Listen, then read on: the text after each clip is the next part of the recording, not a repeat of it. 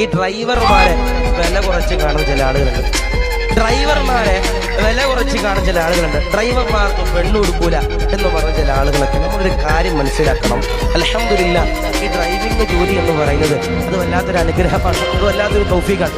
ഒരേ സമയത്ത് തന്നെ റോഡ് നോക്കണം, ഒരേ സമയത്ത് തന്നെ സൈഡ് നോക്കണം, ഒരേ സമയത്ത് തന്നെ സ്റ്റിയറിംഗ് ഇരിക്കണം, ഒരേ സമയത്ത് തന്നെ ഗിയർ ഷിഫ്റ്റ് ചെയ്ത് മാറ്റണം, ഒരേ സമയത്ത് തന്നെ സ്പീഡ് മെയിൻറ്റെയിൻ ചെയ്യണം. ഇതൊക്കെ ഡ്രൈവർമാർക്കല്ലാതെ ആർക്കാ പറ്റുക?